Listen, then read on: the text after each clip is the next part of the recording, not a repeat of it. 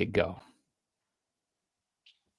Hello, everybody. Welcome to How to Split a Toaster, the live stream. We are here, we are gathered and ready, and we're very excited about it. If you happen to jump into the live stream on your platform of choice, if you're on Facebook or LinkedIn or YouTube, feel free to ask us questions on that platform. Those questions will funnel in to our live chat, and we will get them answered. So we'd love to hear from you.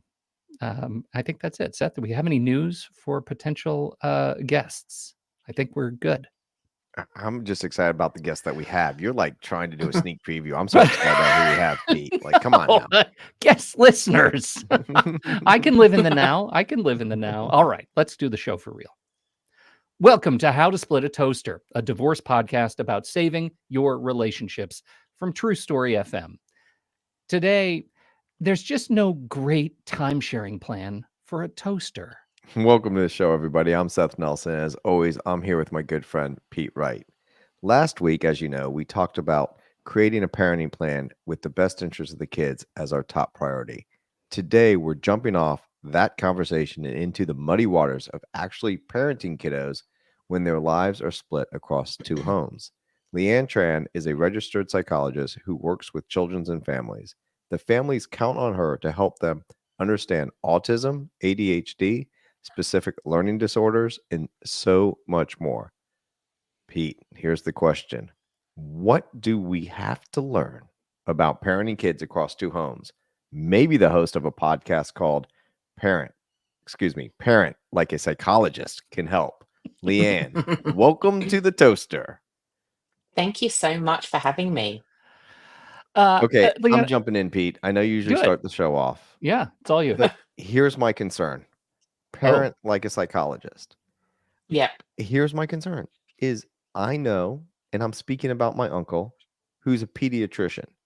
He gave the worst medical advice to his children.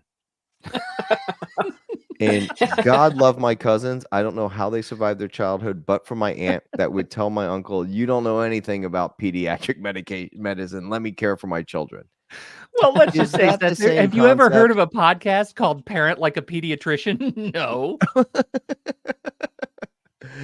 So, Leanne, I'm just a little suspect. I'm telling you right now, but I think you're going to prove me wrong. Well, here's what's nerve-wracking for me. I am married to a pediatrician. Oh my God. I didn't even know it, Pete. Wow. No. I'm running through in my mind. First of all, should I tell him to make a podcast, Parent Like a Pediatrician? Maybe. But also thinking about now the medical advice he's given our children, and I'm wondering if I need to get a second opinion. No, I think you need a divorce lawyer. Okay. Note, Leanne, there's no podcast called Parent Like a Divorce Lawyer. No podcast. No, probably not. I'm really glad you're here. This is great timing. It's great timing for us this season. As Seth said in the introduction, we spent last week talking about building a parenting plan, which comes from the perspective so much of the legal, side of the house, which is just the practical. How do you actually do it? What do you write on the plan to make it work? Yeah. Now we need to talk about the impact of the kids of that plan, right? What happens to kiddos when they're asked to split their lives between two places? Is that too broad a question? Does that give you something to latch onto?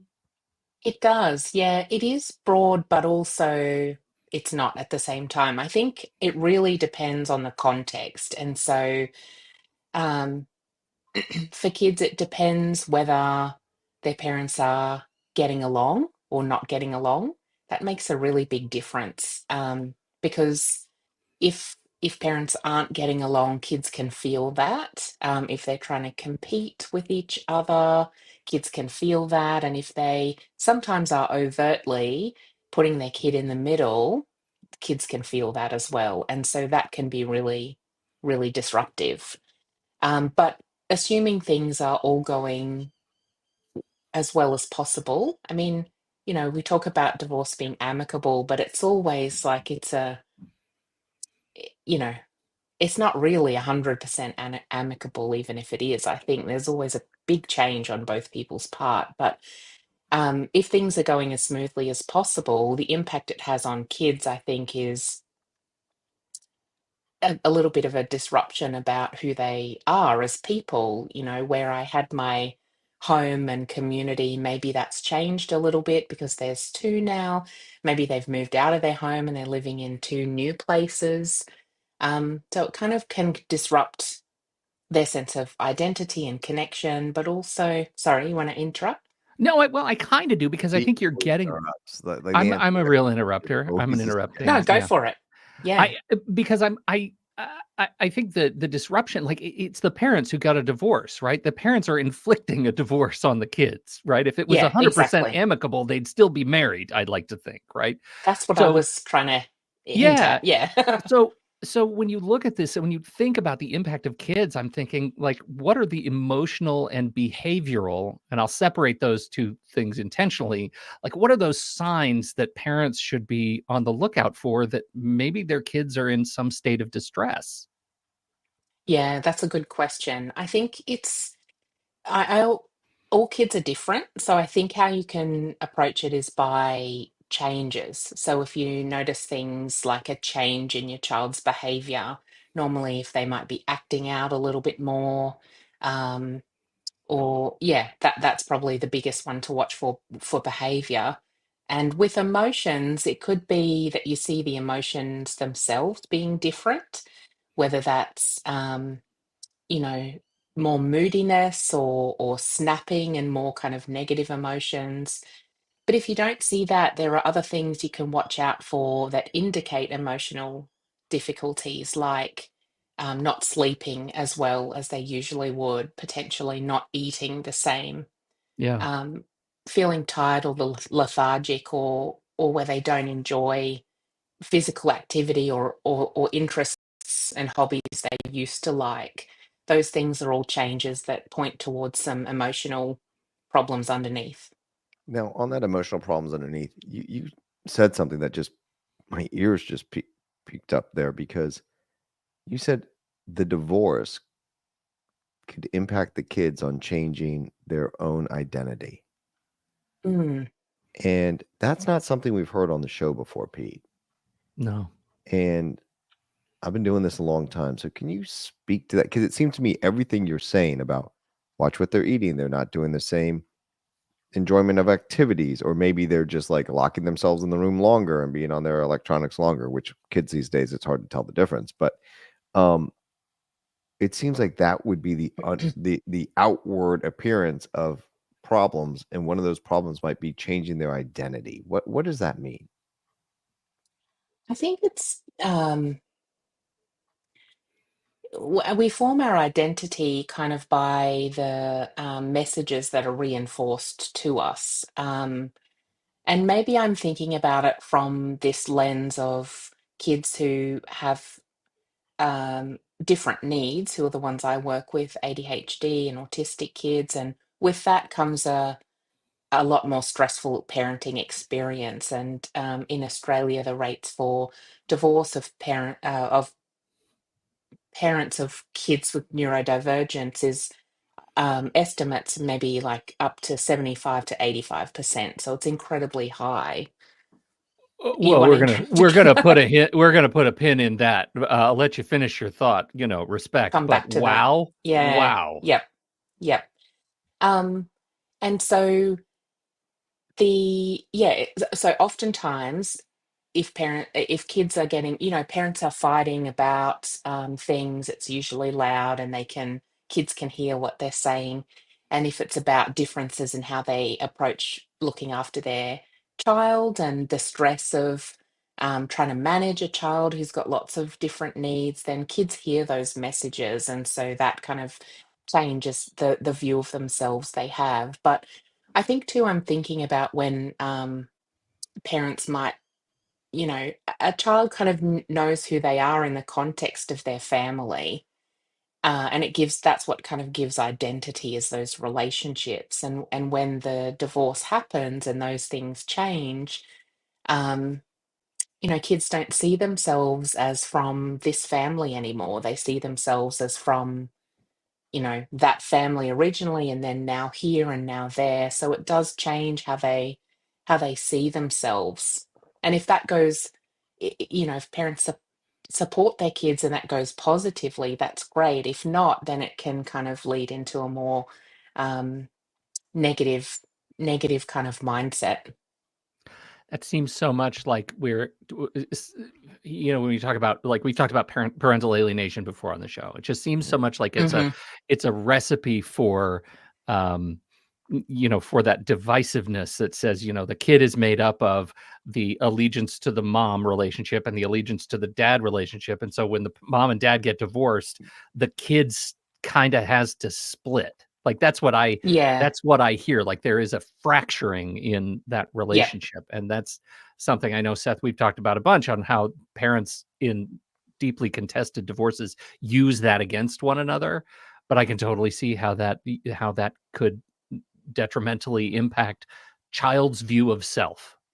And Mm, along with mhm, that, Leanne, if I was just thinking that when Pete was kind of describing those allegiances to the parents, I was also just thinking about the dinner routine at a mhm, house. And let's say that you have two kids and mom and dad, and the routine is mom makes the meal, the kids set the table, and dad does dishes.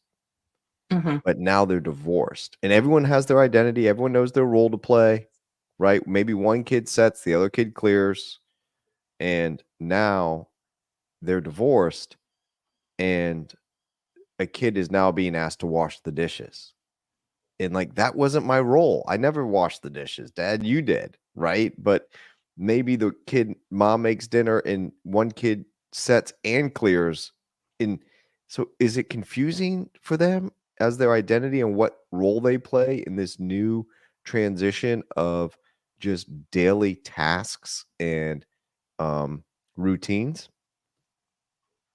yeah, I imagine. I mean, I think roles are a little bit different to identity, but they are kind of what forms our identity. You're right. So it's, yeah, You hear that, Pete? redefining all of. You hear that? Yeah, She said I was right. I'm not gonna like what put you on a pedestal now. That's what you No, want. no, you're just supposed to ring the All bell. right. That's all In you my had to do. head, you now are in the first place. You're like 3 inches higher than me. That's fine. Keep going, You're Leanne. you're Sorry. looking tall already. No, you're looking tall already. Which is really, really hard for me to do. There's a reason we sit down when we record these podcasts. Yeah. So we'll leave those maybe identity issues alone. Yeah. Um, yeah, I think I've forgotten the question. Sorry. No, Oh whether the yeah, No, we're talking roles that about they're roles. playing impacts their identity. Sorry about that. Yeah, no, that's okay. Yeah, it does because that's all that. If you think about it, like that dinner routine's a good example that kids, when they're used to that and that's familiar, then that becomes automatic, and so then they're focusing on all the other things that they're developing, maybe like friendships and independent skills and that kind of stuff. But then when you're reorganizing all these roles and it becomes conscious again, and it's actively something kids are thinking about, and there's not so much time for focusing on other things. And um, yeah, so it can kind of add an extra load to the what they're already learning and developing as kids. all right. Your part of your specialty in your practice is to work with kids that are neurodiverse. Can you walk us through your perspective on these kids dealing with the same kind of issues we've just set up, right? Living in, Mm, being asked to split their life between two homes, two parents. What are the kinds of mhm. things like that they're going to need to be, that the parents are going to need to be considerate of to help their kids thrive? Yeah, I think firstly, I guess the most common things I'm thinking about are ADHD and autism. With ADHD, as you might know, Pete, if you mentioned that before, it's more difficult to be organized. It's often executive functioning is a challenge for these kids, which means I explain it to parents as essentially the ability to do the task in the moment. And so with that comes maybe a lot of forgetfulness. Forgetfulness is probably the biggest one, but disorganization, distractibility, and all of that kind of stuff. And so then how that affects across two homes then is that it requires an extra level of organization to be moving between two homes.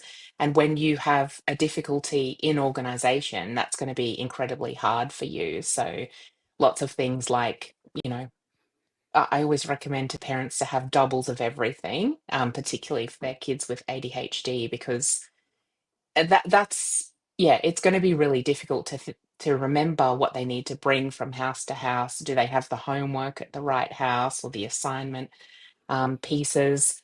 And then So, on top of Leanne, that, on that point, as much as that is so important for the kids that you're describing, is it's for all kids. yeah, that's Like right. I mean, literally, when my son was little, and his mom and I had split up when he was 2.5, and now he was 5 or 6 playing soccer. And it helped that I had the finances to do this, but we would go get his soccer stuff, and we would pay for an extra uniform. We would buy 2 sets of cleats and 2 bags, and Hmm. inevitably, I call it the great migration. Somehow I would end up with all of them at my house. And Hmm. I don't know, the whole concept was that this didn't happen. We would, and this would be like on shorts. I would like say, why do I have 20 pairs of shorts and 3 Hmm. t-shirts? I'm sure every time you arrived at the house, you had shorts and t-shirts on, and every time you left the house, you had shorts and t-shirts on. But it gets messed up, and you have to have like the reorganization. Um, Yeah, but it's yeah, it's hard. It's hard. But when yeah. executive functioning is broken because you're a teenager, right? Like you're Mm-hmm. already not like you're already compromised just because you're a teenager. Right. And athletic clothes seem to multiply asexually anyway. So Mhm. like that just kind of goes without saying. Then you add the neurodiverse part, and I mean we're talking about sort of advocating for consistency and predictability and Yeah, fighting for that as a parent as best you can. And that means, Seth, to your point, that reorganization, it's got to be a way of life. Every And Friday, you got to do a reorg. in Leanne, these mm, parents might not agree what is best for this child, Yeah. and yeah, think no, he doesn't need the little widget tool that he can play with his hands with yeah, when we're eating dinner. It's okay otherwise, yeah, but and so one parent allows it at dinner, the other parent doesn't allow it at dinner, and for that child, that is a huge issue.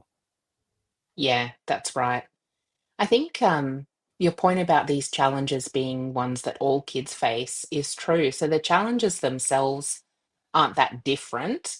But in terms of executive functioning, it's estimated that kids with ADHD may be 30% behind where other kids their age are. Mm.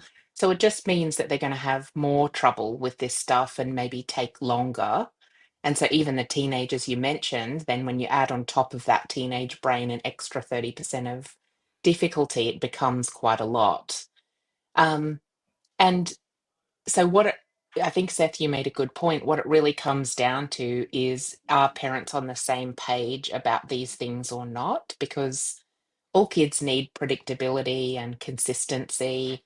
But if you aren't on the same page about what they need to support ADHD and autism, then that's where the challenges will really happen, especially if you're trying to kind of not just decide for the sake of it that you'll meet in the middle somewhere and follow a consistent plan, even if you don't quite believe in the diagnosis.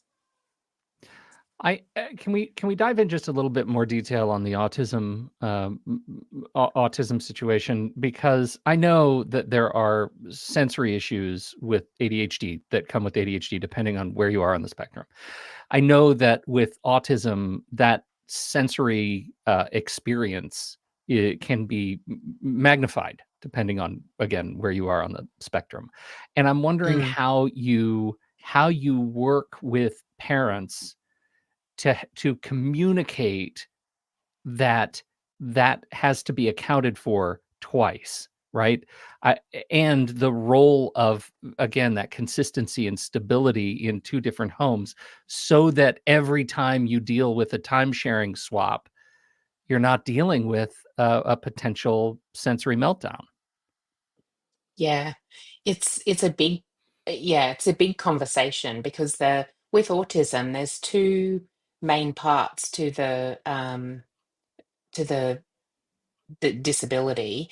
The first part is social communication, and the second part is behavior. So either different behavior, which includes that sensory processing, but Hmm. the other part is it's called restricted behavior, and what it really means is needing things to I guess in summary it kind of means not being flexible with a lot of things, which means that need for sameness and routine and difficulty with transition, which is a change from one thing to the other. And all of those things are inherent in the change between two households. So um, we talk a lot about how it's really important to understand the sensory needs for one and make sure that there's those are catered for in both homes, but also to think about keeping the routine the same across both homes, and trying to help particularly with the transition as well between one to the other. It's quite common for kids to be upset after a transition or just kind of a bit dysregulated. And for autistic kids, it can be a bigger response. So maybe a couple of days, they're really out of sorts. So, Leanne, So, on that, the general thought process is with non-neurodivergent kids is when they're younger, you tend to do what we call a 2-2-3 schedule, where they're with mom for mhm, 2 days, with dad for 2 overnights, with mom for the weekend, Friday, Saturday, Sunday, then with dad for 2 days and mom. So a lot of back and forth. But they say kids are younger, they need more constant contact as opposed to week on, week off. mhm, With the change issue with neurodivergent kids, is kind of the default, no matter whatever the age is, to be week on, week off. So they have some change. Let's say the exchange happens on a Friday. They have the weekend to kind of get to this new routine.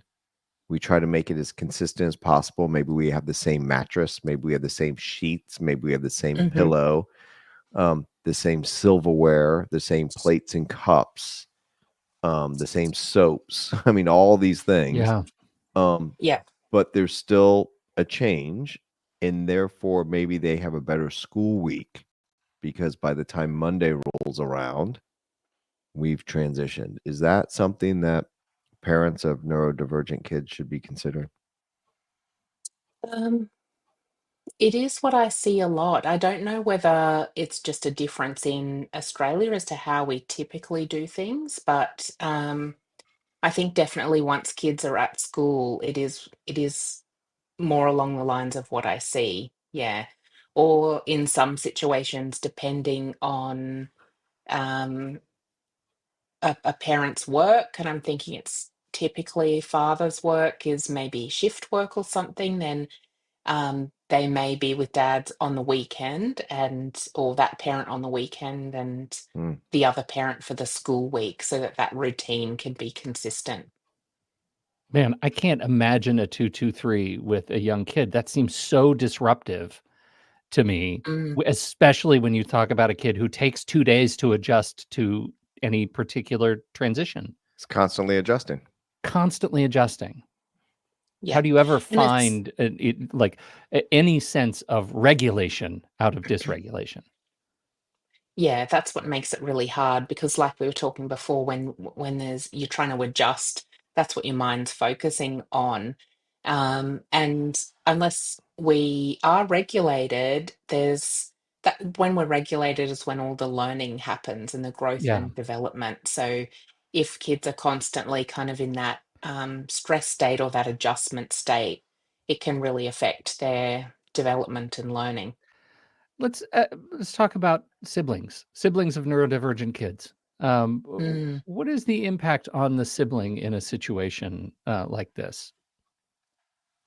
I think it varies a lot, but I guess it varies from being potentially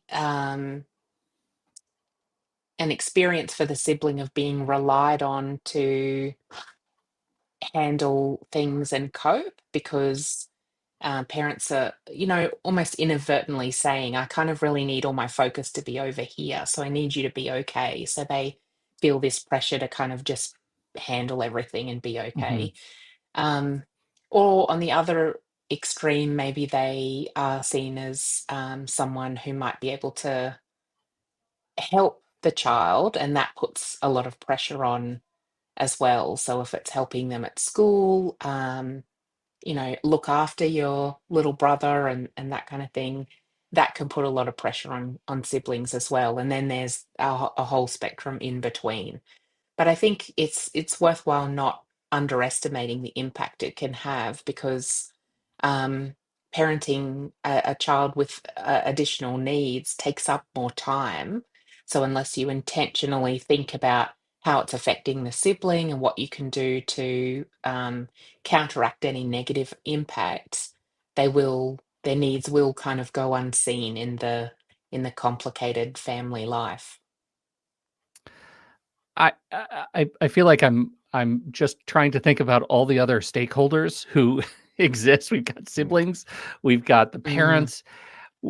We're transitioning now into an era where maybe the one parent has brings in a new partner for a mhm. neurodiverse kid. How do you talk about the new partner in a relationship where parents are trying to co-parent across two homes with a neurodiverse kiddo?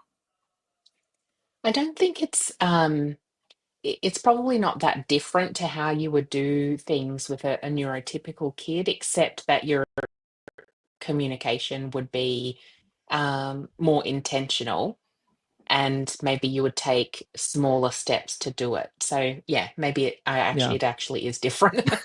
um, as I'm talking It's out loud. very Tough, similar, except except for in the Yeah. the way it's not. except for the 99 points I'm about Yep. to make. And Yep. Pete, please let Andy know we're going to extend this podcast. Yeah. Yep. We'll 24 hours Yes. we'll be We'll here. see you tomorrow. Um, We're going to catch up with her because she's on Australian time. So we got Oh, that's 12 right. hours to do this, Pete. That's right. We'll be yeah, fine. that's right. Yeah, I think the maybe this is a better way to say it. The principles are the same, but the communication needs to be a little bit clearer, and the steps would maybe go slower. So maybe introducing the person first and spending time together, getting to know each other a little bit, and then gradually extending that a little bit, and then talking about intentionally and explicitly talking about what changes to the routine might happen with this person joining the family and so that kids can incorporate that into their understanding of the routine. I just think I think about the experience of being neurodiverse in just the little ways that I am. And I think Mm, about what it means to be empathetic to new emotional stimuli, and I mhm, imagine that a kiddo is going to be living that experience writ large, right? That they're going to be a raw nerve to the consistency and stability, sensory stability that they had watching one intimate relationship in their parents and being mhm, introduced to another intimate relationship and having to feel their way through that and not being able to regulate is a massive challenge. mm. All at the same time that they are developing their own relationship with that person, Yes. because even if they're not, it's not an intent, even if they're saying no, I don't want to get to know you or anything, there's by the fact that they're in your life, you have a relationship with them. So yeah, the kids are trying to do that at the same time. I'm Seems glad like I'm a done lot with to put that. on a kid. God, I'm glad I'm not a kid anymore. Yeah, You yeah, guys, how hard must it be? And yeah. now you add This social is, media and Yeah. yeah, they're carrying around their phones, and there's a lot of ways yeah, our lives were easier way back when. Oh, for sure. Well, and I yeah. think in some respects, Seth, too, the tools we have to deal with it are more robust, and that requires kind of a lesson in and of itself. And so, Leanne, maybe you could talk through your recommendation for parents dealing with the universe of therapeutic options, right? What Hmm. role do you count on for a therapist and for other supports in the divorce process to help the parents and the kids? Is there do you have a curriculum? Um, not yeah, kind of, but it's very individual because Sure. kids are all different. I think there's probably two parts to it, and the first part is how parents can get on the same page, and then the second part is how professionals can help. And the first bit really needs to happen first, I think, because if parents aren't on the same page about Yeah. the plan for their children, then it's very difficult for other professionals to help. So, a big example about that is with ADHD. It's often the first line intervention is medication, and that's something that parents really commonly disagree about. And so, No, come on, Leanne. yeah, yeah, That never happens. it always happens, That's Seth. lunacy. um, Yeah, and but then that's the first thing, but then also if it's a plan about, does the child need a psychologist? Do they? And it's usually about how parents see the needs. One will say, look, they need all this help, and one will say, they're fine, you're overreacting.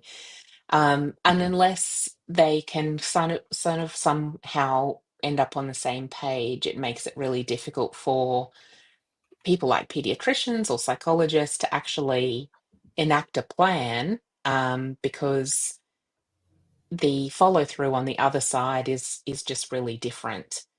Yeah. But then in terms of how we can help, I'm a psychologist, so I guess I'll talk about my role, and it's often about helping develop kids' skills so that they can handle these things in life better, but it's also about teaching parents ways that Yeah. they can adapt what they're doing to help their kids. And that's the hardest for a parent to tell a parent, like, oh, you got to do something different. Your kid will It, respond it differently. is, it Yeah. is, but the thing is, it's the fastest way to change because we've already talked about how much load these kids are under. So then to expect them also to be able to develop some coping skills when their brains aren't fully formed yet is a big ask.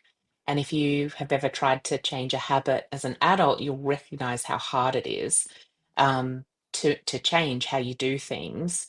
And that's with for us with fully formed brains and maturity. Well, some So of us. Some of us. yeah. Well, I do. I don't know about you two, but I'm just um yeah, so it is the fastest way. So it's really got to be about two things: the kids learning skills, but then how are you doing things differently at home? But it's also, if we're teaching kids skills, that's an hour a week with a psychologist at the most, I would say. And then they've got all of the rest of their time with their family. And so if you're not um, Practicing and encouraging them reinforcing and yeah, that's yeah. right. Then they're getting a little message from me about what to do, but lots of messages from you about different ways to do it. And it's really hard to get any movement. I this is fascinating, and I have to say, Seth, I feel like I have already seen some wheels turning on just how you think about some of these relationships from the legal perspective. What are you hearing? Like, do you hear ways you might be rethinking how you handle a parenting plan in certain cases? Well, the direct answer is yes. Um, the more nuanced answer is how to get people on the same page on a parenting plan when, frankly, we're in mediation and they're also negotiating alimony and who's going to get the house? Like some of the nuances that are so important in kids on routine and being on the same page don't seem that important when you're like, what house are they going Mm, to live in? How am I going to pay the mortgage? Like Sure. these other stressors take kind of priority in the moment, even though in reality it should be reversed because you can live in house A or house B, sell and get a different house, smaller, as long as it's in the same school district. There's a lot of choices on houses, but every day that you have with your kid and you have that time, and Leanne spent an hour with them on Tuesday at 3, and now you've got a parent the other times, you're going to be parenting no matter what house you live in. Oh, okay. I just have mm, to say, I'm reading this book, and it doesn't even matter what it's called, but there is a concept in there called priority dilution. Have you ever heard of this concept? I have not. Okay, so the concept, it's basically like this. Say you have a drink that you love, whatever drink it is, and you slowly start pouring water into it. Eventually, and how long depends on the drink, the more water you put in, the less and less it tastes like your drink, right? Everything becomes bland.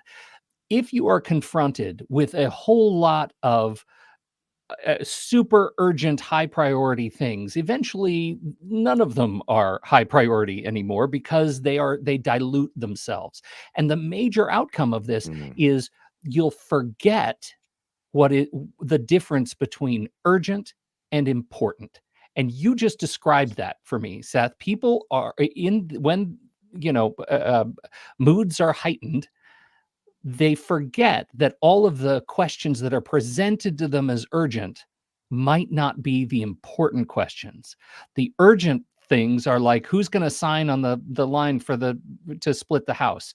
The important thing is what's going to happen to my relationship with my neurodivergent son if I play this wrong, right? that's If I right. play this in a way that's the long-term thing. And I feel like that conceit is something I've really been thinking a lot about, especially in the context of divorce. And when that happens, what I've noticed is we deal with the urgent, like you're Mhm. saying, and maybe some of that is also important, but in the emotional stressors that the divorce process brings, once you solve one problem that maybe is an important and urgent, let's just say that they have them lined up properly, in quotes, properly. Mhm. We solve the problem, then we do the next problem. And then now we're down to stuff that's really not that important, but they're just going to die on that hill. And Yeah. I go mm, back to them and I said, what were your goals? What were you trying to achieve during this process? And I said, give me your top 3, then bracket 4, 5, 6. And now we're arguing about number 12. Like, let's be done. like, Yeah. like you can call it moving the goalpost and calling it a win if there's any such thing, which I don't believe there is in family court. But let's be done. And what happens is they keep, now that's in my rear view. This is the next important thing. Now this is Sure. really important, and it moves up the ladder. Yeah. mm. Hmm. From from a psychology perspective, I talk with kids a lot about how when we're really upset, some research studies have showed that our IQ kind of we operate at an IQ level that's half of what we normally have. And And Pete, so when you're when mad, you're kids still a genius. That was well, weirdly a compliment and a slam. That was great. A nice yeah, Thank you. I counterpoint. yeah, That's appreciate great. that. that's Yeah. right. Um, half of a very high number is still high. But I think that, that kind of when you were talking, Seth, it reminds me of that we're not as rational, right, when we're really upset. And so that can kind of feed into our decision making. And and maybe deciding whether things are urgent or important. But also, I don't, you probably have heard about Maslow's hierarchy of needs, how, Sure. Hmm. the bottom ones are safety and shelter. And so that makes sense that parents kind of go into that primal mode of thinking, okay, we need a roof over our heads and that kind of thing. And you can't really focus on those higher level things if unless you've got those bottom ones Yeah. secured. But with all the Yeah. hurricanes coming through, roof over our heads in Florida is a luxury these days. Yeah. Like You've had we'll what, just go with a two? tent. I don't even Yeah. I don't even live there, and all I can tell you is too soon, man. It's too soon Too soon? this season. Too soon? Okay. We'll have Andy cut it. He'll like put it Yeah. on the top. Thanks, Andy. He'll put it on the top. Leanne, Uh, first off, I got to tell you, you're very impressive, but we should also let people know you're very impressive at 7 a.m. yeah. because that's what time it is Thanks. when we're recording this in Australia.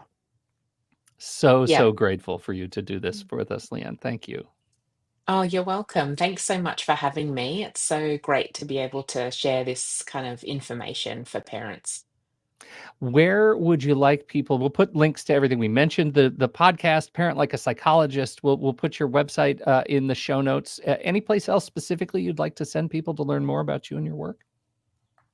I think the website is a great place for, which is leannetran.com.au, if parents are looking for um, one-on-one work or courses that I offer for parents to learn all of this stuff about understanding their child. Otherwise, the podcast and which pushes out to then YouTube, and there's some parts on Instagram as well, give free information for parents on lots of different topics. So, yeah, I've been that's where I listening to would your go. ADHD episodes all afternoon, so thank you for those Have you? resources for Yeah, sure. you're welcome. Yeah. Yes. Leanne, this has been great. Sure appreciate you for hanging out with us and bringing this subject to our listeners. And thank you, everybody, for downloading and listening to this show. We appreciate your time and attention. On behalf of Leanne Tran from Down Under and Seth Nelson, America's favorite divorce attorney, I'm Pete Wright, and we'll see you next time right here on How to Split a Toaster, a divorce podcast about saving your relationships.